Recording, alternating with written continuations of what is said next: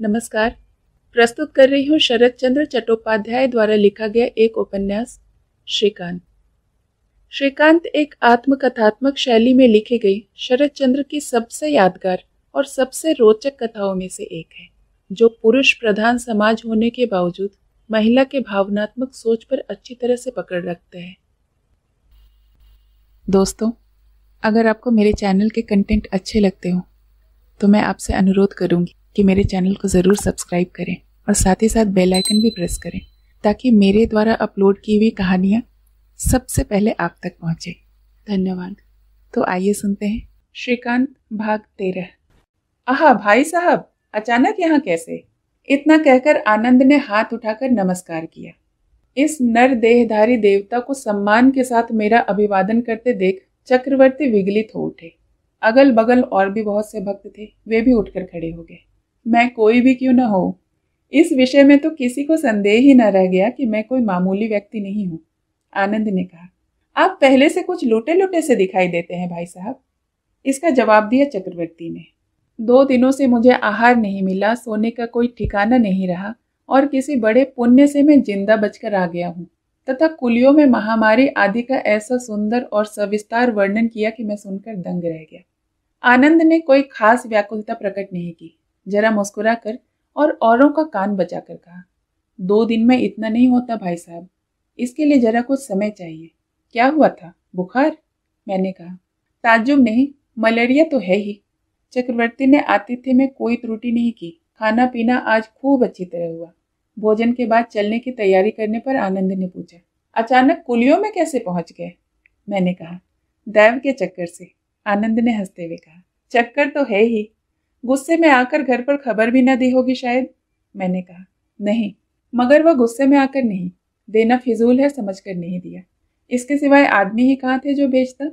आनंद ने कहा, यह एक बात जरूर है, परंतु आपकी भलाई बुराई जीजी के लिए फिजूल कब से हो उठी? वे शायद डर और फिक्र से अधमरी हो गई होंगी। बात बढ़ाने से कोई लाभ नहीं। इस प्रश्न का मैंने कुछ उत्तर न दिया। आनंद ने ऐसा समझ लिया कि जिरह में उन्होंने मेरा एकदम मुंह बंद कर दिया। इसी से स्निग्ध मृदु मुस्कुराहट के साथ कुछ देर तक आत्मगौरव का अनुभव करके बोली, आपके लिए रथ तैयार है। मैं समझता हूँ कि शाम के पहले ही आप घर पहुंच जाएंगे। चलिए आपको विदा कराऊं? मैंने कहा, पर घर जाने से पहले मुझे जरा कुलियों की खबर लेने जाना है। आनंद ने आश्चर्य प्रकट करते हुए कहा, इसका माने गुस्सा अभी उतरा नहीं है, पर मैं तो कहूंगा कि दैव के चक्कर से जो दुर्भोग भाग्य में बधा था वह फल चुका। आप डॉक्टर भी नहीं है, साधु बाबा भी नहीं है, गृहस्थ आदमी है। आप सचमुच ही अगर कोई खबर लेने जैसी बात रह गई हो तो उसका भार मुझ पर सौंपकर आप निश्चिंत मन से घर चले जाइए। पर जाते ही मेरा नमस्कार जताकर कहिएगा कि उनका आनंद अच्छी तरह से है। दरवाजे पर बैलगाड़ी तैयार थी। गृह स्वामी चक्रवर्ती महाशय ने हाथ जोड़कर अनुरोध किया कि कभी फिर इधर आना हो तो इस घर में पदधूलि जरूर पड़नी चाहिए। उनके आंतरिक आतिथ्य के लिए मैंने सहस्र धन्यवाद दिया, परंतु दुर्लभ पदधूलि की आशा न दे सका। मुझे बंगाल प्रांत शीघ्र ही छोड़ जाना होगा, इस बात को मैं भीतर ही भीतर महसूस कर रहा था। लिहाजा किसी दिन किसी भी कारण से इस प्रांत में वापस आने की संभावना मेरे लिए बहुत दूर चली गई थी। गाड़ी में बैठ जाने पर आनंद ने भीतर को मुंह बढ़ाकर धीरे से कहा, भाई साहब, इधर की आबो हवा आपको माफिक नहीं आती। मेरी तरफ से जीजी से कहिएगा कि 50 के आदमी ठहरे आपको वहीं ले जाएं। मैंने कहा, इस तरफ क्या आदमी नहीं जीते आनंद? प्रत्युत्तर में आनंद ने फौरन ही कहा, नहीं, मगर इस विषय में तर्क करके क्या होगा भाई साहब? आप सिर्फ मेरा हाथ जोड़कर अनुरोध करके उनसे कहिएगा आनंद सन्यासी की आंखों से देखे बिना इसकी सत्यता समझ में नहीं आ सकती है। मैं मौन रहा, कारण राजलक्ष्मी को उनका यह अनुरोध जताना मेरे लिए कितना कठिन है, इससे आनंद क्या जाने। गाड़ी चल देने पर आनंद ने फिर कहा, क्यों भाई साहब, मुझे तो आपने एक बार भी आने का निमंत्रण नहीं दिया। मैंने मुंह से कहा, तुम्हारे कामों का क्या ठीक है, तुम्हें निमंत्रण देना क्या आसान काम है भाई? मगर मन ही मन आशंका थी कि कहीं इसी बीच किसी दिन वह स्वयं ही ना पहुंच जाए। फिर तो इस तीक्ष्ण बुद्धि सन्यासी की दृष्टि से कुछ भी छुपाने का उपाय न रहेगा। एक दिन ऐसा था जब इससे कुछ भी बनता बिगड़ता न था, तब मन ही मन हंसता हुआ कहता था, आनंद, इस जीवन का बहुत कुछ विसर्जन दे चुका हूँ, इस बात को अस्वीकार न करूंगा, परंतु मेरे उस सहज हिसाब को ही तुम देख सके, और तुम्हारे देखने के बाहर जो मेरे संचय का एक अंक एक बारगी संख्यातीत हो रहा है, सो मृत्यु पार का वह पाथेय अगर मेरा जमा रहे तो मैं इधर की किसी भी हानि की परवाह न करूंगा। लेकिन आज कहने के लिए बात ही क्या थी। इसे से चुपचाप सिर नीचा किए बैठा रहा। मुझे नीरव देख आनंद ने उसी तरह हंसते हुए कहा, अच्छी बात है, नए तौर से न कहिए तो कोई हर्ज नहीं। मेरे पास पुराने निमंत्रण की पूंजी मौजूद है, मैं उसी के बलबूते पर हाजिर हो जाऊंगा। मैंने पूछा, मगर यह काम कब तक हो सकेगा? आनंद ने हंसते हुए कहा, डरो मत भाई, आप लोगों का गुस्सा उतरने के पहले ही मैं पहुंचकर आपको तंग न करूंगा, उसके बाद ही पहुंचूंगा। सुनकर मैं चुप रहा। गुस्सा होकर नहीं आया यह कहने की भी इच्छा न हुई। रास्ता कम नहीं था, गाड़ीवान जल्दी कर रहा था। गाड़ी हाँकने से पहले फिर उन्होंने एक बार नमस्कार किया और मुंह हटा लिया। इस तरफ गाड़ी वगैरह का चलन नहीं है और इसीलिए उसके लिए किसी ने रास्ता भी बनाकर नहीं रखा है। बैलगाड़ी मैदान और खाली खेतों में से होकर ऊबड़ खाबड़ ऊसर को पार करती हुई अपना रास्ता तय करने लगी। भीतर अधलेटी हालत में पड़े पड़े मेरे कानों में आनंद सन्यासी की बातें ही गूंजने लगी। गुस्सा होकर मैं नहीं आया और यह कोई लाभ की चीज नहीं और कोई लोभ की चीज भी नहीं, परंतु बराबर ख्याल होने लगा कहीं यह भी अगर सच होता, किंतु सच नहीं और सच होने का कोई रास्ता ही नहीं। मन ही मन कहने लगा, गुस्सा मैं किस पर करूंगा और किस लिए? उसने कसूर क्या किया है? झरने की जलधारा के अधिकार के बारे में झगड़ा हो सकता है, किंतु उत्स मुख में ही अगर पानी खत्म हो गया हो तो सूखे जलमार्ग के विरुद्ध सिर धूनकर क्यों अपनी जान दूं? इस तरह कितना समय बीत गया मुझे होश नहीं आया। सहसा नाली में गाड़ी रुक जाने से उसके धक्कों और दचकों से उठकर मैं बैठ गया। सामने को टाट का पर्दा उठाकर देखा कि शाम हो आई है। गाड़ी चलाने वाला लड़का सा ही है, उम्र शायद 14-15 साल से ज्यादा न होगी। मैंने कहा, और तू इतनी जगह रहते नाले में क्यों आ पड़ा? लड़के ने अपनी गंवई गांव की बोली में उसी वक्त जवाब दिया, मैं क्यों पड़ने लगा, बैल अपने आप ही उतर पड़े। अपने आप ही कैसे उतर पड़े रे? तू बैल संभालना नहीं जानता? नहीं, बैल नए जो हैं। बहुत ठीक, पर इधर तो अंधेरा हुआ जा रहा है। गंगा माटी यहाँ से कितनी दूर है? सो मैं क्या जानूं, गंगा माटी में गया थोड़ी ही हूँ। मैंने कहा, कभी अगर गया नहीं तो मुझ पर ही इतना क्यों प्रसन्न हुआ भाई? किसी से पूछ क्यों नहीं लिया? मालूम तो हो कितनी दूर हो। उसने जवाब दिया, इधर आदमी कहाँ है? कोई है ही तो नहीं। लड़के में और चाहे दोष हो, पर उसके जवाब जैसे संक्षिप्त वैसे ही प्रांजल, इसमें कोई शक नहीं। मैंने पूछा, तू गंगा माटी का रास्ता तो जानता है? वैसा ही स्पष्ट जवाब, नहीं। तो आया क्यों रे? मामा ने कहा था कि बाबू को पहुंचा दे। ऐसे सीधा जाकर पूरब की ओर मुड़ने से ही गंगा माटी में जा पड़ेगा। ऐसा कहकर मैं चला आया। सामने अंधेरी रात है और अब ज्यादा देर भी नहीं। अब तक तो आंखें मीच कर अपनी चिंता में ही मगन पड़ा था, पर लड़के की बातों से अब मुझे जरा डर मालूम होने लगा। मैंने कहा, ऐसे सीधा दक्षिण की बजाय उत्तर की ओर जाकर पश्चिम की ओर तो नहीं मुड़ गया रे? लड़के ने कहा, सो मैं क्या जानूं? मैंने कहा, नहीं जानता तो चल, दोनों जने अंधेरे में मौत के घर चले। अभागा कहीं का। रास्ता नहीं जानता था तो आया ही क्यों रे? तेरा बाप है? नहीं। माँ है?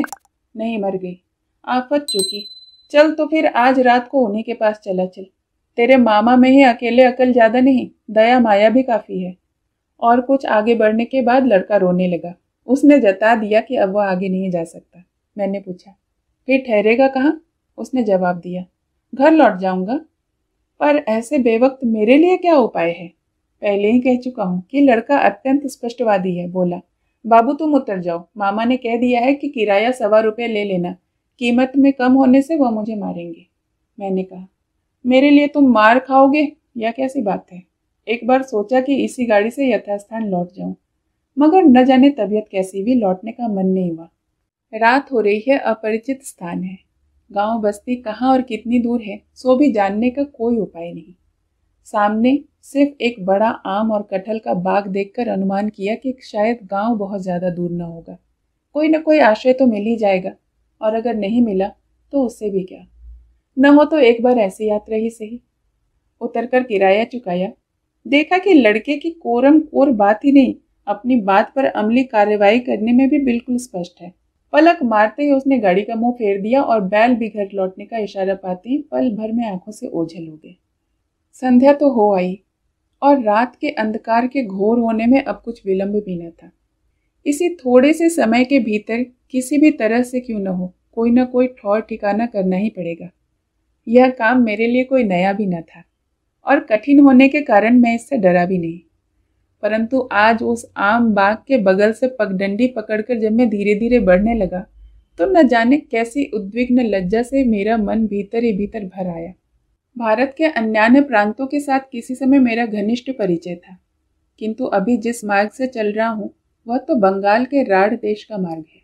इसके बारे में तो मेरी कुछ जानकारी भी नहीं है, मगर यह बात याद नहीं आई कि सभी देश प्रदेशों के बारे में शुरू शुरू में ऐसा ही अनभिज्ञ था और ज्ञान जो कुछ प्राप्त किया वह इसी तरह अपने आप अर्जन करना पड़ा है, किसी दूसरे ने नहीं करा कर दिया।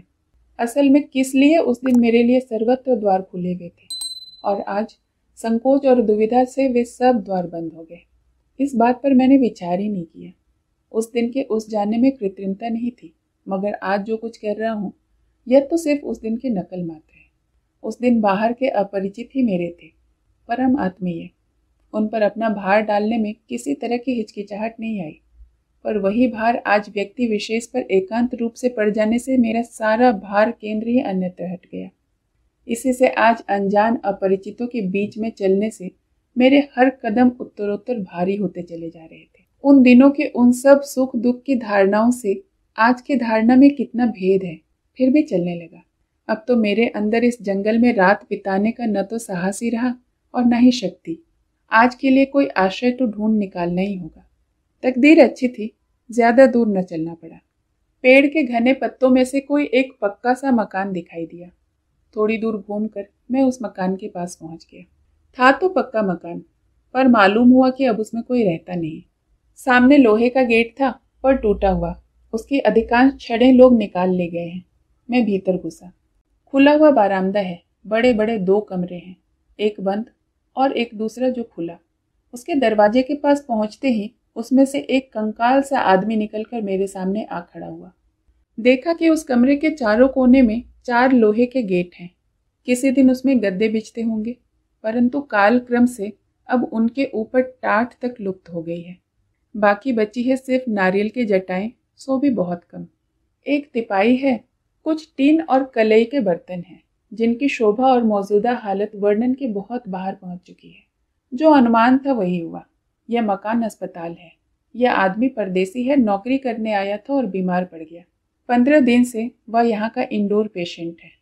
उस भले आदमी से जो बातचीत हुई उसका एक चित्र नीचे दिया जाता है। बाबू साहब, 4 एक पैसा देंगे? क्यों, किस लिए? भूख के मारे मरा जाता हूँ बाबूजी, कुछ चबेना उबेना खरीद के खाना चाहता हूँ। मैंने पूछा, तुम मरीज आदमी हो, अंट संट खाने की तुम्हें मनाही नहीं है? जी नहीं। यहाँ से तुम्हें खाने को मिलता है? उसने जो कुछ कहा उसका सार यह है कि सवेरे 1 कटोरा साबू दिए गए थे जो कभी के खा चुका। तब से वह गेट के पास बैठा रहता है। भीख में कुछ मिल जाता है तो शाम को पेट भर लेता है, नहीं तो उपास करके ही रात काट देता है। एक डॉक्टर भी है, शायद उन्हें भी बहुत थोड़ा हाथ खर्च के लिए मिला करता है। सवेरे एकमात्र बार उनके दर्शन होते हैं। और एक आदमी मुकर्रर है, उसे कंपाउंडरी से लेकर लालटेन में तेल भरने तक का सभी काम करना पड़ता है। पहले एक नौकर था, पर इधर 6-7 महीने से तनख्वाह न मिलने के कारण वह भी चला गया। अभी तक कोई नया आदमी भर्ती नहीं हुआ है। मैंने पूछा, झाड़ू वाड़ू कौन लगाता है? उसने कहा, आजकल तो मैं ही लगाता हूँ। मेरे चले जाने पर फिर जो नया रोगी आएगा वह लगाएगा, और कौन लगाएगा? मैंने कहा, अच्छा इंतजाम है। अस्पताल यह है किसका जानते हो? वह भला आदमी मुझे उस बारामदे में ले गया। छत की कड़ी में लगे हुए तार से एक टिन की लालटेन लटक रही थी। कंपाउंडर उसे जलाकर अपना काम खत्म करके अपने घर को चला गया था। दीवार में एक बड़ा भारी पत्थर जड़ा हुआ है, जिस पर सुनहरी अंग्रेजी हरूफों में ऊपर से नीचे तक सन, अंग्रेजी तारीख आदि खुदे हुए हैं, यानी पूरा शिलालेख है। जिले के जिन साहब मजिस्ट्रेट ने अपरिसीम दया से प्रेरित होकर इसका शिलारोपण या द्वारोद्घाटन संपन्न किया था, सबसे पहले उनका नाम धाम है। और सबसे नीचे है प्रशस्ति पाठ। किसी एक राय बहादुर ने अपनी रत्नगर्भा माता की स्मृति रक्षार्थ जननी जन्मभूमि पर इस अस्पताल की प्रतिष्ठा कराई है। इसमें सिर्फ माता पुत्र का ही वर्णन नहीं, बल्कि उनकी 3-4 पीढ़ियों का पूरा विवरण है। अगर इसे छोटी कुलकारिका कहा जाए तो शायद अत्युक्ति न होगी।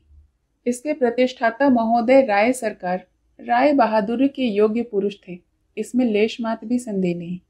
कारण उन्होंने रुपए बर्बाद करने में अपनी तरफ से कोई त्रुटि नहीं की है।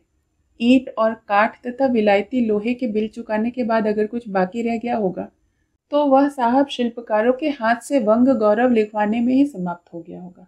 डॉक्टर मरीजों की औषधि पत्यादि की व्यवस्था करने के लिए शायद रुपये ही न बचे होंगे और फुर्सत भी न होगी। मैंने पूछा, राय बहादुर रहते कहाँ हैं? उसने कहा, ज्यादा दूर नहीं, पास ही रहते हैं। अभी जाने से मुलाकात होगी? जी नहीं, घर पर ताला लगा होगा, सबके सब कलकत्ते में रहते हैं। मैंने पूछा, कब आया करते हैं जानते हो? असल में वह भी परदेसी है, ठीक ठीक हाल नहीं बता सका। फिर भी बोला कि 3-1 साल पहले एक बार आए थे। डॉक्टर साहब के मुंह से सुना था उसने। सर्वत्र एक ही दशा है, अतएव दुखित होने की कोई खास बात नहीं है। इधर अपरिचित स्थान में संध्या बीती जा रही थी और अंधेरा बढ़ रहा था। लिहाजा राय बहादुर के कार्यकलापों की पर्यालोचना करने की अपेक्षा और भी जरूरी काम करना बाकी था। उस आदमी को कुछ पैसा देकर मालूम किया कि पास ही चक्रवर्तियों का एक घर मौजूद है। वे अत्यंत दयालु हैं, उनके यहाँ कम से कम रात भर के लिए आश्रय तो मिल ही जाएगा। वह खुद ही राजी होकर मुझे अपने साथ वहां लेकर चला और बोला, मुझे मोदी की दुकान पर तो जाना ही है, जरा सा घूमकर आपको भी पहुंचा दूंगा, कोई बात नहीं। चलते चलते बातचीत से समझ गया कि उक्त दयालु ब्राह्मण परिवार से उसने भी कितनी ही शाम पथ्य संग्रह करके गुप्त रूप से पेट भरा है। 10-1 मिनट पैदल चलकर चक्रवर्ती की बाहर वाली बैठक में पहुंच गया। मेरे पथ प्रदर्शक ने आवाज दी, पंडित जी घर पर हैं? कोई जवाब न मिला। सोच रहा था किसी संपन्न ब्राह्मण के घर आतिथ्य ग्रहण करने जा रहा हूँ, परंतु द्वार घर की शोभा देखकर मेरा मन बैठ सा गया। उधर से कोई जवाब नहीं। इधर मेरा साथी आवाज पर आवाज लगाता रहा। सहसा जवाब आया, जा जा, आज जा, जा कहता हूँ। मेरा साथी किसी भी तरह विचलित नहीं हुआ, बोला, कौन आए हैं, निकल कर देखिए तो सही। परंतु मैं विचलित हो उठा, मानो चक्रवर्ती का परम पूज्य गुरुदेव घर पवित्र करने अकस्मात आविर्भूत हो उठा। नेपथ्य का कंठ स्वर क्षण में मुलायम हो उठा। कौन है रे बीमा? यह कहते हुए घर मालिक दरवाजे के पास आए दिखाई दिए। मैली धोती पहने हुए थे, सो भी बहुत छोटी। अंधकार प्राय संध्या की छाया में मैं उनकी उम्र तो न पहचान सका, मगर बहुत ज्यादा न मालूम होती थी। फिर उन्होंने ही पूछा, कौन है रे भीमा? समझ गया कि मेरे संगी का नाम भीमा है।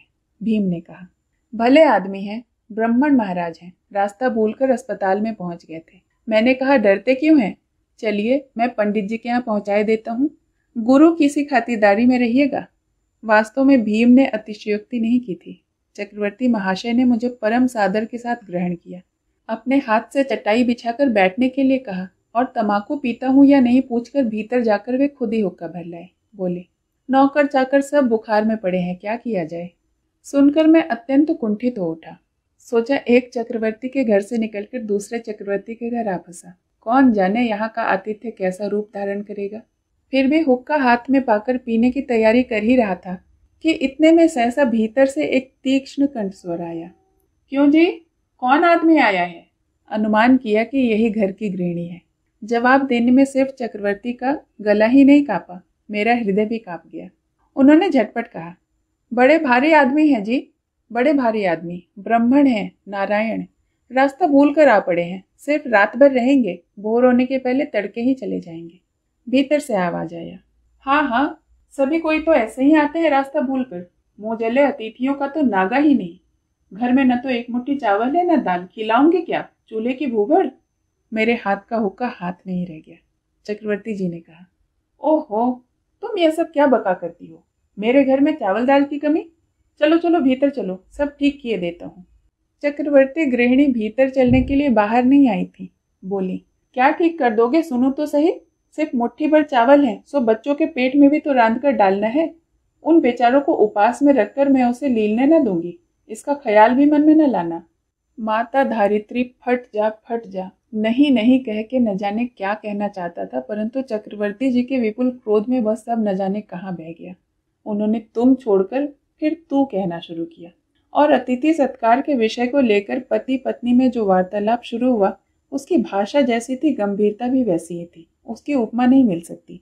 मैं रुपये लेकर नहीं निकला था, जेब में जो थोड़े से पैसे बचे थे वे भी खर्च हो चुके थे। कुर्ते में सोने के बटन अलबत्ता थे, पर वहाँ कौन किसकी सुनता है। व्याकुल होकर एक बार उठ खड़े होने की कोशिश करने पर चक्रवर्ती जी ने जोर से मेरा हाथ पकड़ लिया और कहा, आप अतिथि नारायण हैं, विमुख होकर चले जाएंगे तो मैं गले में फांसी लगा लूंगा। गृहिणी इससे रंच मात्र भी भयभीत नहीं हुई। उसी वक्त चैलेंज एक्सेप्ट करके बोली, तब तो जी जाऊं, भीख मांग मूंग कर अपने बच्चों का पेट भर सकूंगी।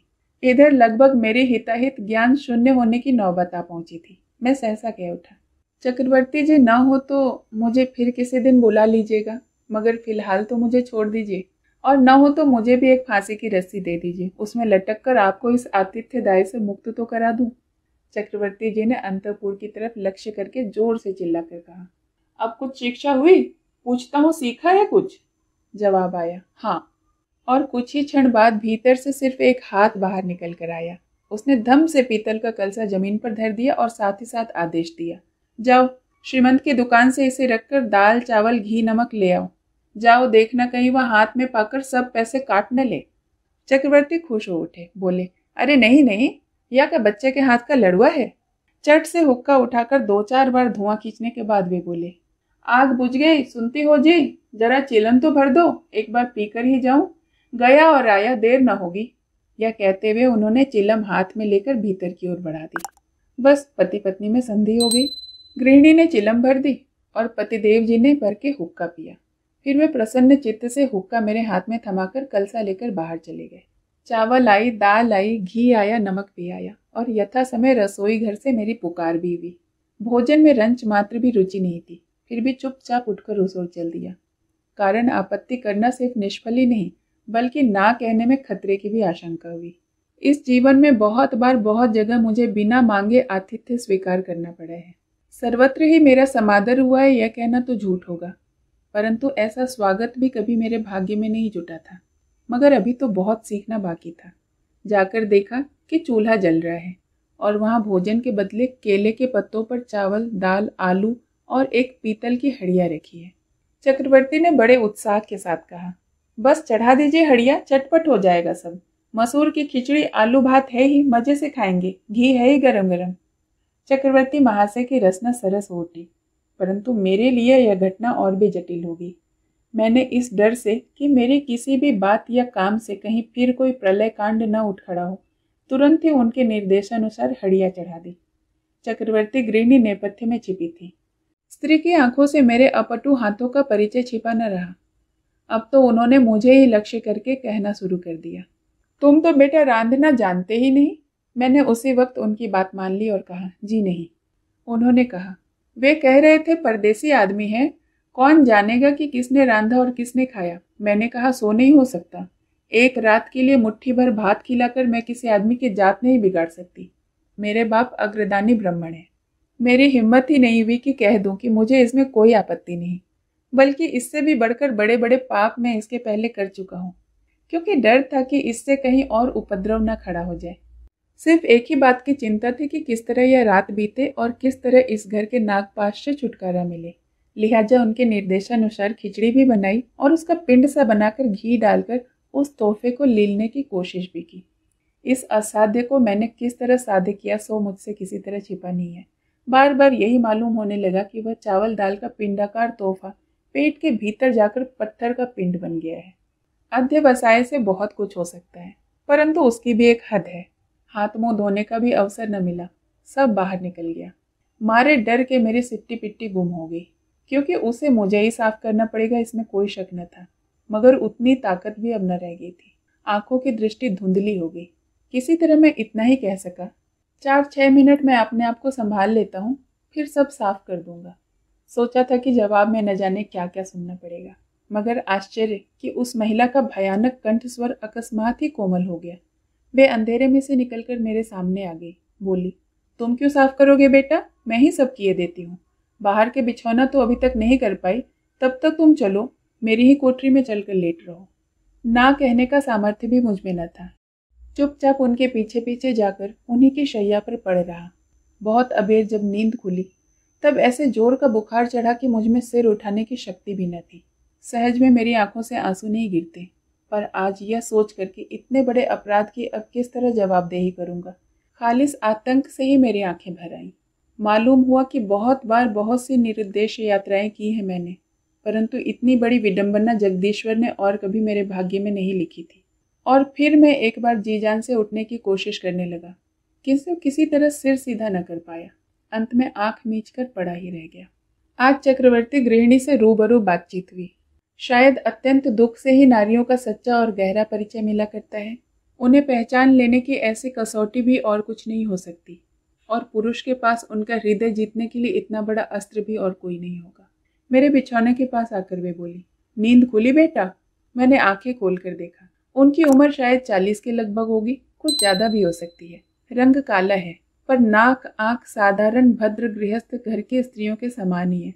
कहीं भी कुछ भी रूखापन नहीं। कुछ दिखता है तो सिर्फ सर्वांग व्यापी गंभीर दारिद्र्य और अनशन के चिन्ह।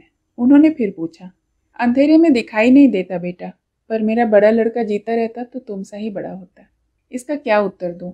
उन्होंने चट से मेरे माथे पर हाथ रखकर कहा, बुखार तो अब भी खूब है। मैंने आंखें मींच ली थी। आंखें मीचे मीचे ही कहा, कोई जरा सहारा दे दे तो शायद अस्पताल तक पहुंच जाऊंगा। कोई ज्यादा दूर थोड़े ही है। मैं उनका चेहरा तो न देख सका, पर इतना तो समझ गया कि मेरी बात से उनका कंठ स्वर मानो वेदना से भर आया। बोली, दुख के जलन से कल कई बातें मुंह से निकल गई। इसी से बेटा गुस्सा होकर उस जमपुरी में जाना चाहते हो, और तुम जाना भी चाहोगे तो मैं जाने कब दूंगी। इतना कहकर वे कुछ देर तक चुप बैठी रही, फिर धीरे से बोली, रोगी से नियम नहीं बनता बेटा। देखो ना, जो लोग अस्पताल में जाकर रहते हैं उन्हें वहां किस किस का छुआ हुआ नहीं खाना पड़ता, बताओ। पर उससे जात थोड़ी ही जाती है। मैं साबू बार्ली बनाकर दूं तो तुम खाओगे ना? मैंने गर्दन हिलाकर जताया कि इसमें मुझे रंच मात्र की भी आपत्ति नहीं, और सिर्फ बीमार हूं इसलिए नहीं, अत्यंत निरोग अवस्था में भी मुझे इससे कोई परहेज नहीं। अतएव वहीं रह गया। कुल मिलाकर शायद 4 दिन रहा। फिर भी उन 4 दिनों की स्मृति सहज में भूलने वाली नहीं। बुखार एक ही दिन में उतर गया, पर बाकी दिनों में कमजोरी होने के कारण मुझे वहां से हिलने न दिया गया। कैसे भयानक दारिद्र्य में ब्राह्मण परिवार के दिन कट रहे हैं, और उस दुर्गति को बिना किसी कुसूर के 1000 गुना बड़ा बना रखा है समाज के अर्थहीन पीड़न ने। चक्रवर्ती गृहिणी अपनी अविश्रांत मेहनत के भीतर भी जरा सी फुर्सत पाने पर भी मेरे पास आकर बैठ जाती थी, सिर और माथे पर हाथ फेर देती थी। तैयारियों के साथ रोग का पथ्य न जुटा सकती थी, पर उस त्रुटि को अपने व्यवहार और जतन से पूरा कर देने के लिए कैसी एकाग्र चेष्टा उनमें पाता था। पहले इनकी अवस्था काम चलाऊ अच्छी थी, जमीन जायदाद भी ऐसी कुछ बुरी न थी, परंतु उनके अल्पबुद्धि पति ने लोगों को धोखा दे देकर आज उन्हें ऐसे दुख में डाल दिया है। वे आकर रुपए उधार मांगते थे, कहते थे हैं तो यहाँ बहुत से बड़े आदमी, पर कितनों के छाती पर इतने बाल हैं। लिहाजा छाती के उन बालों का परिचय देने के लिए कर्ज करके कर्ज दिया करते थे। पहले तो हाथ चिट्ठी लिखाकर और बाद में स्त्री से छिपाकर जमीन गहने रखकर कर्ज देने लगे। नतीजा अधिकांश स्थलों पर जैसा होता है वैसा यहाँ भी हुआ। यह कुकार्य चक्रवर्ती के लिए असाध्य नहीं, इस बात पर मुझे एक ही रात की अभिज्ञता से पूरा विश्वास हो गया था। बुद्धि के दोष से धन संपत्ति बहुतों की नष्ट हो जाती है, उसका परिणाम भी अत्यंत दुखमय होता है, परंतु यह दुख समाज की अनावश्यक और अंधी निष्ठुरता से कितना ज्यादा बढ़ सकता है, इसका मुझे चक्रवर्ती गृहिणी की प्रत्येक बात से नस नस में अनुभव हो गया था। उनके यहाँ सिर्फ 2 सोने की कोठरियां हैं, एक में लड़के बच्चे रहते हैं और दूसरे पर बिल्कुल अपरिचित और बाहर का आदमी होते हुए भी मैंने दखल जमा लिया है। इससे मेरे संकोच की सीमा न रही। मैंने कहा, आज तो मेरा बुखार उतर गया है और आप लोगों को भी बड़ी तकलीफ हो रही है। अगर बाहर वाली बैठक में मेरा बिस्तर कर दें तो मुझे बहुत संतोष होगा। गृहिणी ने गर्दन हिलाकर जवाब दिया, सो कैसे हो सकता है बेटा? बादल घिर रहे हैं, अगर वर्षा हुई तो उस कमरे में ऐसी जगह न रहेगी जहां सिर रखा जा सके। तुम अभी कमजोर ठहरे, इतना साहस मुझसे न होगा। उनके आंगन में एक तरफ कुछ पुआल पड़ा था, उस पर मैंने गौर किया। उसी की तरफ इशारा करके मैंने पूछा, पहले से मरम्मत क्यों नहीं करवा ली? आंधी मेघ के दिन भी तो आ गए हैं। इसके उत्तर में मालूम हुआ कि मरम्मत कराना कोई आसान बात नहीं। पतित ब्राह्मण होने से इधर का कोई किसान मजूर उनका काम नहीं करता। पास के गांव में जो मुसलमान काम करने वाले हैं वे ही घर छा जाते हैं। किसी भी कारण से हो इस साल वे नहीं आ सके। इसी प्रसंग में वे सहसा रो पड़ी और बोली, बेटा हम लोगों के दुख का कोई अंत है। उस साल मेरी 7-8 साल की लड़की अचानक हैजे से मर गई। पूजा के दिन थे, मेरे भैया गए थे काशी जी घूमने, सो कोई और आदमी न मिलने से छोटे लड़के के साथ अकेले इन्हीं को मसान जाना पड़ा। सो भी क्या क्रियाक्रम ठीक से हो सका? लकड़ी तक किसी ने काटने न दी। बाप होकर गड्ढा खोद करके गाड़ गुड़ कर इन्हें घर लौटना पड़ा। कहते कहते उनका दबा हुआ पुराना शोक एक बारगी नया होकर दिखाई दे गया। आंखें पोंछती हुई जो कुछ कहने लगी उसमें मुख्य शिकायत यह थी कि उनके पुरखों में किसी समय किसी ने श्राद्ध का दान ग्रहण किया था, बस यही कसूर हो गया। और श्राद्ध तो हिंदू का अवश्य कर्तव्य है, कोई तो उसका दान लेगा ही, नहीं तो वह श्राद्ध ही असिद्ध और निष्फल हो जाएगा। फिर इसमें दोष कहाँ है? और दोष अगर हो ही तो आदमी को लोभ में फंसाकर उस काम में प्रवृत्त ही क्यों किया जाता है? इन प्रश्नों का उत्तर देना जितना कठिन है, इतने दिनों बाद इस बात का पता लगाना भी उतना ही कठिन है कि उन पुरखों की किस दुष्कृति के दंड स्वरूप उनके वंशधरों को ऐसी विडंबना सहनी पड़ रही है। श्राद्ध का दान लेना अच्छा है या बुरा सो में नहीं जानता। बुरा होने पर भी यह बात सच है कि व्यक्तिगत रूप से इस काम को वे नहीं करते, इसीलिए वे निरपराध हैं। अफसोस तो इस बात का है कि मनुष्य पड़ोसी होकर अपने दूसरे पड़ोसी की जीवन यात्रा का मार्ग बिना किसी दोष इतना दुर्गम और दुखमय बना दे सकता है। ऐसे हृदयहीन निर्दय बर्बरता का उदाहरण दुनिया में शायद सिर्फ हिंदू समाज के सिवा और कहीं न मिलेगा। उन्होंने फिर कहा, इस गांव में आदमी ज्यादा नहीं है, मलेरिया बुखार और हैजे से आधे से ज्यादा मर गए। अब सिर्फ कायस्थ ब्राह्मण और राजपूतों के घर बचे हैं। हम तो लाचार हैं बेटा, नहीं तो जी चाहता है कि कहीं किसी मुसलमानों के गांव में जाकर रहें। मैंने कहा, मगर वहां तो जात जा सकती है। उन्होंने इस प्रश्न का ठीक जवाब नहीं दिया। बोली, नाते में मेरे एक चचिया ससुर लगते हैं, वे दुमका गए थे नौकरी करने, सो ईसाई हो गए, अब उन्हें कोई तकलीफ नहीं। मैं चुप रह गया। कोई हिंदू धर्म छोड़कर कोई दूसरा धर्म ग्रहण करने को मन ही मन उत्सुक हो रहा है, यह सुनकर मुझे बड़ा दुख हुआ। मगर उन्हें सांत्वना भी देना चाहूं तो क्या कहकर दूं। अब तक मैं यही समझता था कि सिर्फ अस्पृश्य नीच जातियां ही हिंदू समाज में अत्याचार सहा करती हैं, मगर आज समझा कि कोई भी नहीं बचा है। अर्थहीन अविवेचन से परस्पर एक दूसरे के जीवन को दुभर कर डालना ही मानो इस समाज का मज्जागत संस्कार है। बाद में बहुतों से मैंने पूछा और बहुतों ने इस बात को स्वीकारते हुए कहा कि यह अन्याय है, यह गर्हित है, बुरी बात है। फिर भी इसके निराकरण का वे कोई भी मार्ग नहीं बतला पाते। वे इस अन्याय के बीच जन्म से लेकर मौत तक चलने के लिए राजी हैं, पर प्रतिकार की प्रवृत्ति या साहस, इन दोनों में से कोई भी बात उनमें नहीं। 3 दिन के बाद स्वस्थ होकर मैं जब सवेरे ही जाने को तैयार हुआ तो मैंने कहा, माँ, आज मुझे विदा दीजिए। चक्रवर्ती गृहिणी ने दोनों आंखों में आंसू भरकर कहा, दुखियों के घर बहुत दुख पाया बेटा। इस बात का उत्तर ढूंढे न मिला। नहीं नहीं, सो बात नहीं है, मैं बड़े आराम से रहा, मैं बहुत कृतज्ञ हूँ, इत्यादि मामूली शराफत की बातें कहने में मुझे शर्म आने लगी। वज्रानंद की बात याद आ गई। उसने एक दिन कहा था, घर त्याग आने से क्या होता है, इस देश के हर घर में माँ बहनें मौजूद हैं, हमारी क्या मजाल कि हम उनके आकर्षण से बचकर निकल जाएं। बात असल में कितनी सत्य है। अत्यंत गरीबी और कम अकल पति के अविचारित रम्य या उटपटांग कार्यकलापों ने इस गृहस्थ घर की गृहिणी को लगभग पागल सा बना दिया है। परंतु जब उनको अनुभव हुआ कि मैं बीमार हूँ, लाचार हूँ, तब तो उनके सोचने के लिए कोई बात ही नहीं रह गई। मातृत्व की सीमाहीन स्नेह से मेरे रोग तथा पराये घर ठहरने के संपूर्ण दुख को मानो उन्होंने अपने दोनों हाथों से एक बारगी पोंछकर अलग कर दिया। चक्रवर्ती जी कोशिश करके कहीं से एक बैलगाड़ी जुटा लाए। गृहिणी की बड़ी भारी इच्छा थी कि मैं नहा धोकर खा पी कर जाऊं, परंतु धूप और गर्मी बढ़ जाने की आशंका से वे ज्यादा अनुरोध न कर सकी। चलते समय सिर्फ देवी देवताओं का नाम स्मरण करके आंखें पोंछते हुए बोली, बेटा, यदि कभी इधर आओ तो एक बार यहाँ जरूर हो आना। उधर जाना तो कभी नहीं हुआ। बहुत दिनों बाद सिर्फ इतना सुना कि राजलक्ष्मी ने कुशारी महाशय के हाथ से उन लोगों का बहुत सा कर्जा अपने ऊपर ले लिया है।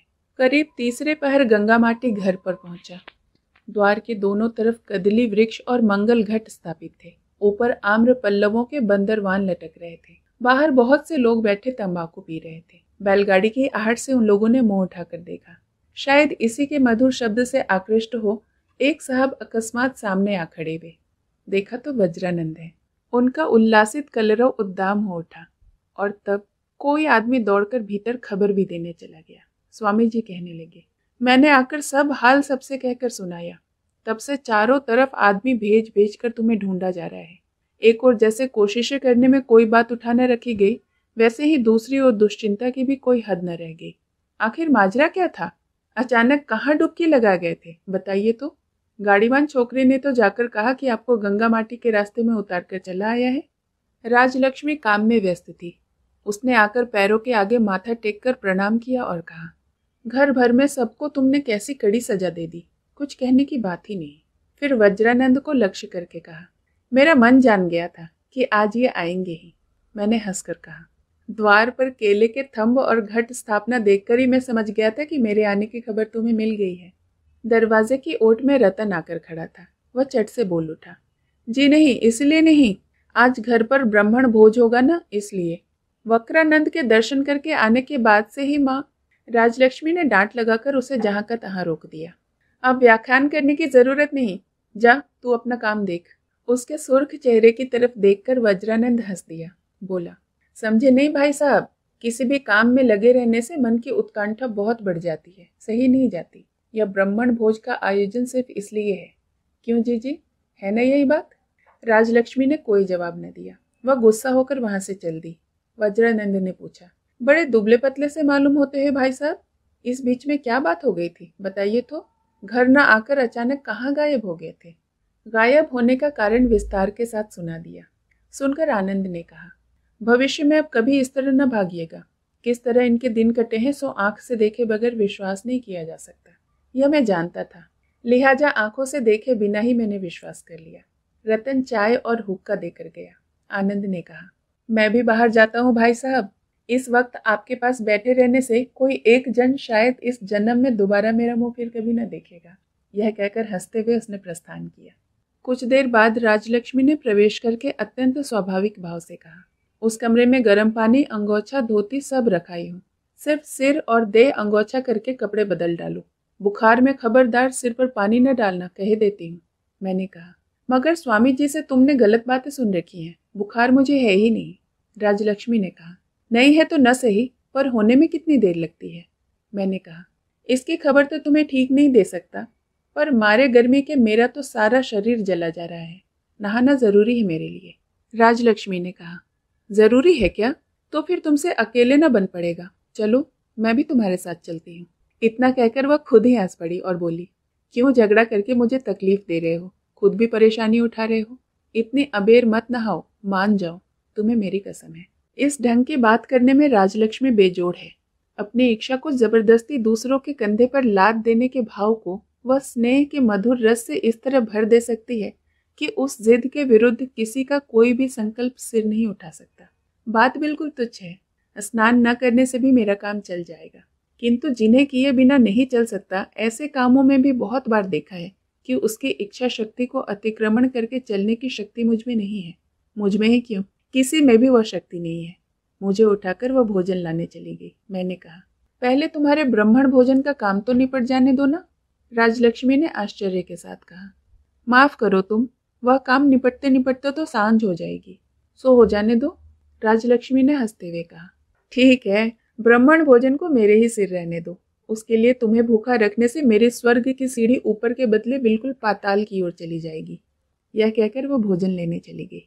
कुछ ही समय बाद जब वह भोजन मेरे पास कराने बैठी, तब देखा कि मेरे सामने रोगी का पथ्य है। ब्राह्मण भोज की सारी गुरुपाक वस्तुओं के साथ इसका कोई संबंध न था। मालूम हुआ कि मेरे आने के बाद उसने अपने हाथों से ही यह सब भोजन तैयार किया। फिर भी जब से आया हूँ, उसके आचरण में, उसके बातचीत करने के ढंग से कुछ ऐसा अनुभव कर रहा था जो केवल अपरिचित ही नहीं था, अतिशय नूतन भी था। वही खिलाने के समय बिल्कुल स्पष्ट हो गया, परंतु वह कैसे और किस तरह सुस्पष्ट हो गया सो कोई पूछता तो मैं उसे स्पष्टता के साथ समझा न सकता था। शायद यही प्रत्युत्तर में कह देता कि जान पड़ता है कि मनुष्य के अत्यंत व्यथा की अनुभूति को प्रकाश करने की भाषा अब तक आविष्कृत नहीं हुई है। राजलक्ष्मी खिलाने बैठी, किंतु खाने न खाने के संबंध में उसकी पहले जैसे अभ्यस्त जबरदस्ती नहीं थी। था सिर्फ व्याकुल अनुनय, जोर नहीं, भिक्षा। बाहर के नेत्रों से वह चीज नहीं पकड़ी जाती, केवल मनुष्य के निभृत हृदय के अपलक आंखें ही उसे देख सकती है। भोजन समाप्त हो गया। राजलक्ष्मी बोली, तो अब मैं जाऊं? अतिथि सज्जन बाहर इकट्ठा हो रहे थे। मैंने कहा, जाओ। मेरे जूठे बर्तन हाथ में लेकर जब वह धीरे धीरे कमरे के बाहर हो गई, तब मैं बहुत देर तक अन्यमनस्क होकर उसे चुपचाप देखता रहा। ख्याल आने लगा कि राजलक्ष्मी को जैसा छोड़ गया था, इन थोड़े से दिनों में ठीक वैसा तो उसे नहीं पाया। आनंद कहता था कि दीदी कल से ही एक तरह से उपवास कर रही हैं, आज भी जल स्पर्श नहीं किया है और कल कब उनका उपवास टूटेगा इसका भी कोई निश्चय नहीं।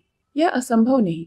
हमेशा से ही देखता आ रहा हूँ कि उसका धर्म पिपासु चित्त कभी किसी भी कृच्छ साधना से परान्मुख नहीं रहा। यहाँ आने के बाद से तो सुनंदा के सहचर्य से उसकी वह अविचलित निष्ठा बढ़ती ही जा रही है। आज उसे थोड़ी ही देर देखने का अवकाश पाया, किंतु जिस दुर्जय रहस्य मार्ग पर वह अविश्रांत द्रुत गति से पैर उठाती हुई चली जा रही है, उसे देखते हुए ख्याल आया कि उसके निंदित जीवन की संचित कालिमा चाहे जितनी भी अधिक काली हो, वह उसके समीप तक नहीं पहुंच सकती। किंतु मैं उसके मार्ग के बीच उत्तुंग गिरिश्रेणी के समान सब कुछ रोक कर खड़ा हूँ। कामकाज समाप्त करके राजलक्ष्मी ने जब निशब्द पैर रखते हुए घर में प्रवेश किया तब शायद 10 बज चुके थे। रोशनी कम करके बहुत ही सावधानी से मेरी मशहरी खींचकर वह अपनी शैया पर सोने जा रही थी कि मैंने कहा, तुम्हारा ब्राह्मण भोज तो संध्या के पहले ही समाप्त हो गया था, फिर इतनी रात कैसे हो गई? राजलक्ष्मी पहले चौंकी, फिर हंसकर बोली, मेरी तकदीर, मैं तो डरती डरती आ रही हूँ कि कहीं तुम्हारी नींद न टूट जाए, परंतु तुम तो अभी तक जाग रहे हो। नींद नहीं आई? तुम्हारी आशा से ही जाग रहा हूँ। मेरी आशा से? तो बुलवा क्यों न लिया? यह कहकर वह पास आई और मसहरी का एक किनारा उठाकर मेरी शैया के सिरहाने बैठ गई। फिर हमेशा के अभ्यास के अनुसार मेरे बालों में उसने अपने दोनों हाथों की 10 अंगुलियों को डालते हुए कहा, मुझे बुलवा क्यों न लिया? बुलाने से क्या तुम आती? तुम्हें कितना काम रहता है।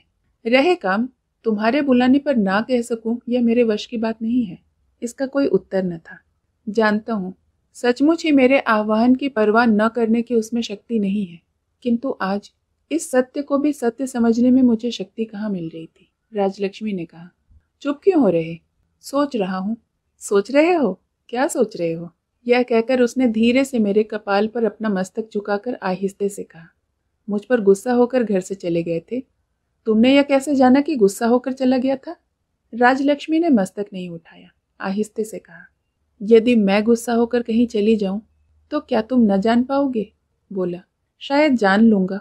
राजलक्ष्मी ने कहा, तुम शायद न जान पाओ, परंतु मैं तो निश्चय पूर्वक जान सकती हूँ और तुम्हारे जानने की अपेक्षा बहुत ज्यादा जान सकती हूँ। मैंने हंसकर कहा, ऐसा ही होगा। इस विवाद में तुम्हें हराकर मैं विजयी नहीं होना चाहता लक्ष्मी।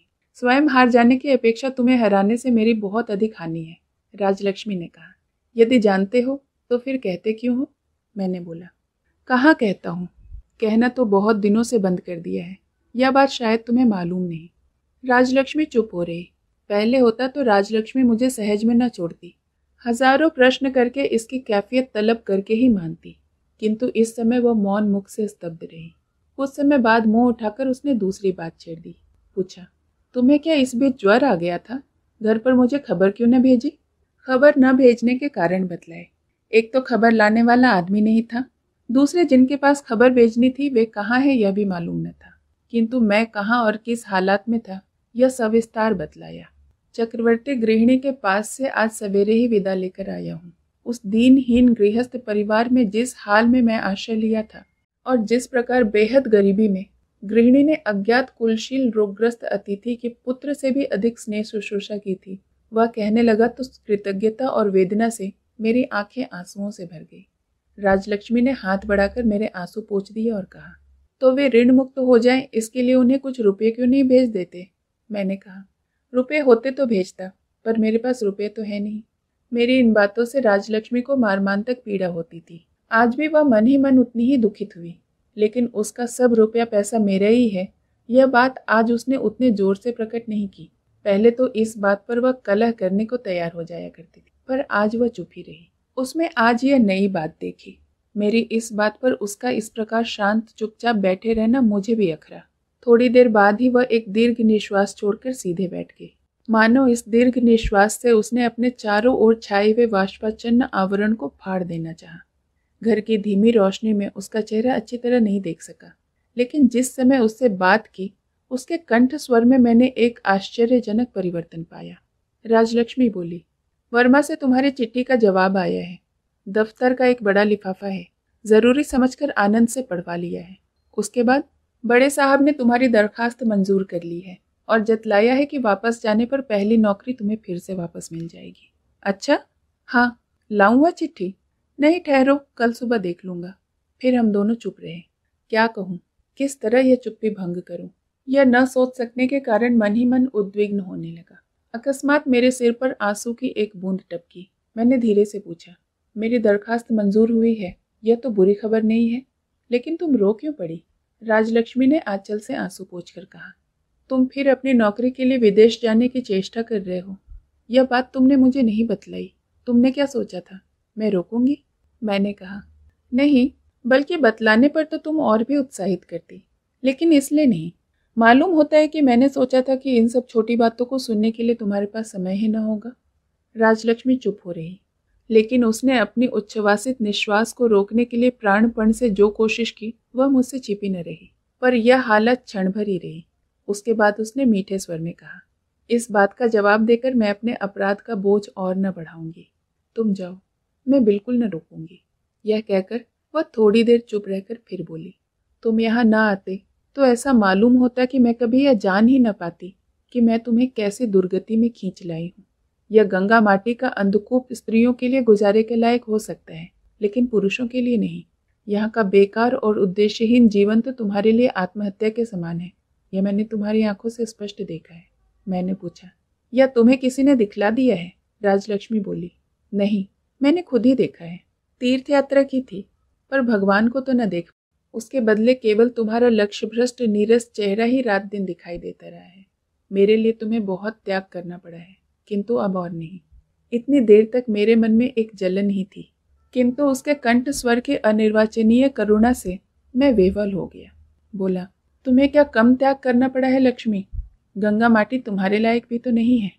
लेकिन यह बात कहकर मैं संकोच से भर गया, क्योंकि मेरे मुख से लापरवाही से भी जो गर्हित बात निकल गई वह इस तीक्ष्ण बुद्धिशालिनी रमणी से छिपी न रह सकी। पर आज उसने मुझे माफ कर दिया। मालूम होता है बात की अच्छाई बुराई पर मान अभिमान का जाल बुनकर नष्ट करने के लिए उसके पास समय ही नहीं था। बोली, बल्कि मैं गंगा माटी के योग्य नहीं हूँ। सभी यह बात नहीं समझ सकेंगे, पर तुम्हें यह समझना चाहिए कि मुझे सचमुच ही कुछ त्याग नहीं करना पड़ा है। लोगों ने एक दिन पत्थर की तरह मेरी छाती पर जो भार रख दिया था, क्या सिर्फ वही दूर हो गया है? नहीं, आजीवन तुम्ही को चाहा था, इसलिए तुम्हें पाकर जो त्याग से असंख्य गुना ज्यादा मिल गया है, सो क्या तुम नहीं जानते? जवाब न दे सका। जैसे कोई अंतरतम का वासी मुझसे यह बात कहने लगा, भूल हुई है, तुमसे बड़ी भारी भूल हुई है। उसे न समझकर तुमने बहुत बड़ा अविचार किया है। राजलक्ष्मी ने ठीक इसी तार पर चोट की। कहा, सोचा था कि तुम्हारे लिए कभी यह बात तुम्हें न बतलाऊंगी, लेकिन आज मैं अपने आप को रोक न सकी। मुझे सबसे अधिक दुख इसी बात का हो रहा है कि तुम अनायास ही यह कैसे सोच सके कि पुण्य के लोभ में मुझसे ऐसा उन्माद हो गया कि मैंने तुम्हारी अपेक्षा करना शुरू कर दी। क्रुद्ध होकर चले जाने के पहले तुम्हें एक बार भी यह बात न याद आई कि इस काल और परकाल में राजलक्ष्मी के लिए तुम्हारी अपेक्षा लाभ की चीज और कौन सी है? यह कहते कहते उसकी आंखों के आंसू झरझर मेरे मुंह पर आ पड़े। बातों से तसल्ली देने की भाषा उस समय मन में न आ सकी। सिर्फ माथे के ऊपर रखा हुआ उसका दाहिना हाथ अपने हाथ में ले लिया। राजलक्ष्मी बाएं हाथ से आंसू पोंछ पोंछ कर कुछ देर तक चुपचाप बैठी रही। उसके बाद बोली, मैं देख कर आऊं लोगों का खाना पीना हो चुका या नहीं, तुम सो जाओ। यह कहकर वह आहिस्ता से हाथ छुड़ाकर बाहर चली गई। उसे पकड़कर रखना चाहता था तो रख सकता, लेकिन चेष्टा नहीं की। वह भी फिर लौट कर नहीं आई। जब तक नींद न आ गई तब तक यही बात सोचता रहा कि जबरदस्ती रोक सकता तो क्या लाभ होता। मेरी ओर से तो कभी कोई जोर था ही नहीं, सारा जोर उसकी तरफ से ही था। आज अगर वही बंधन खोलकर मुझे मुक्त करते हुए अपने आप को भी मुक्त करना चाहती है तो उसे किस तरह रोकूं? सुबह जागने के पहले ही उसकी खाट की ओर नजर पड़ी तो मालूम हुआ कि राजलक्ष्मी कमरे में नहीं है। रात को वह आई ही नहीं या बड़े तड़के ही उठकर बाहर चली गई, यह भी मैं नहीं समझ सका। बाहरी कमरे में जाकर देखा तो वहां कुछ कोलाहल सा हो रहा है। रतन केतली से गर्म चाय पात्र में डाल रहा है और उसके पास ही बैठी राजलक्ष्मी स्टोव पर सिंघाड़े और कचौरियां तल रही है।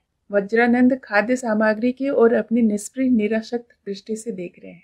मुझे आते देख राजलक्ष्मी ने अपने भीगे बालों पर आंचल खींच लिया और वज्रानंद कलरव कर उठे। आ गए भाई, आपको देरी होते देख समझा था कहीं सब कुछ ठंडा न हो जाए। राजलक्ष्मी ने हंसकर कहा, हाँ, तुम्हारे पेट में जाकर सब कुछ ठंडा हो जाता है। आनंद ने कहा, बहन साधु सन्यासी का आदर करना सीखिए, ऐसी कड़ी बातें न कहिए। फिर मुझसे कहा, कहो, तबीयत तो ठीक नहीं दिखती, जरा हाथ तो देखो। राजलक्ष्मी ने घबरा कर कहा, रहने दो आनंद, तुम्हारे डॉक्टरी की जरूरत नहीं, उनकी तबीयत ठीक है। यही निश्चय करने के लिए तो एक बार हाथ। राजलक्ष्मी बोली, नहीं, तुम्हें हाथ देखने की जरूरत नहीं। तुम्हें क्या लगता है अभी साबूदाने की व्यवस्था दे दोगे?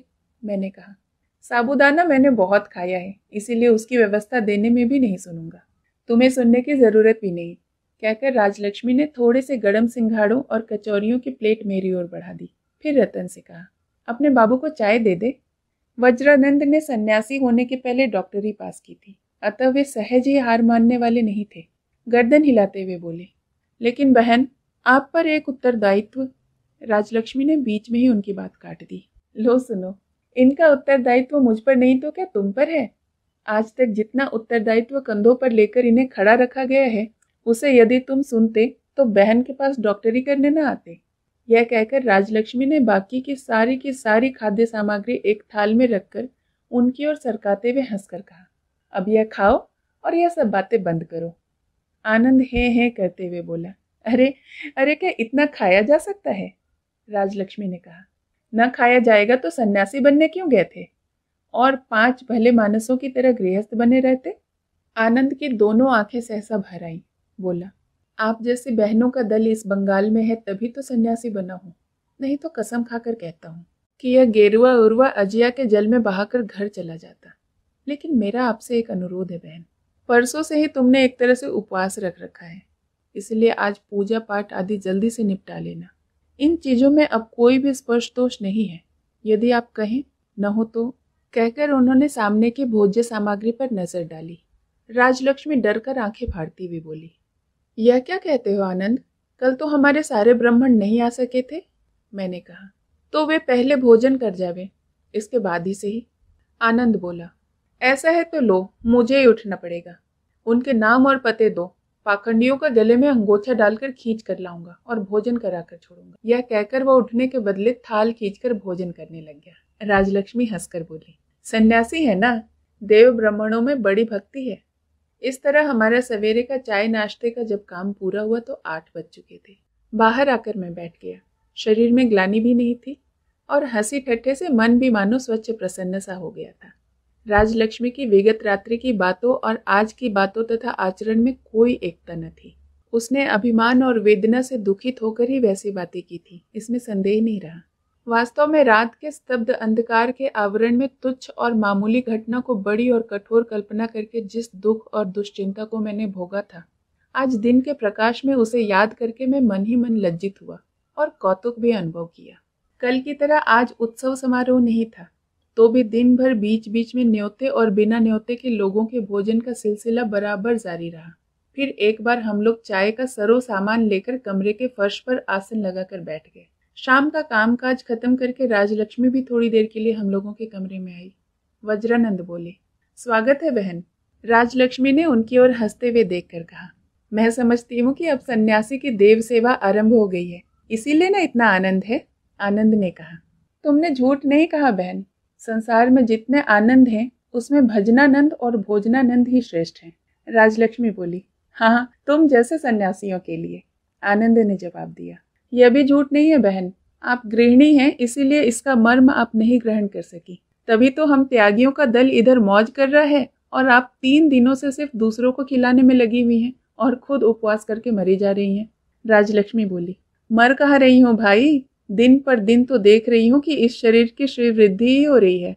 आनंद बोले, इसका कारण यही है कि वह होने के लिए बाध्य है। उस बार भी आपको देख कर गया था, इस बार भी आपको देख रहा हूँ। आपकी ओर देखकर ऐसा मालूम ही नहीं होता कि संसार की कोई चीज देख रहा हूँ, यह जैसे दुनिया से अलग और ही कुछ है। राजलक्ष्मी का मुंह लज्जा से लाल हो उठा। मैंने उसे हंसकर कहा, देखी तुमने अपने आनंद की युक्ति प्रणाली। यह सुनकर आनंद भी हंसकर बोला, यह तो युक्ति नहीं, स्तुति है। भैया, यदि यह दृष्टि होती तो क्यों नौकरी की दरखास्त देने तुम बर्मा जाते।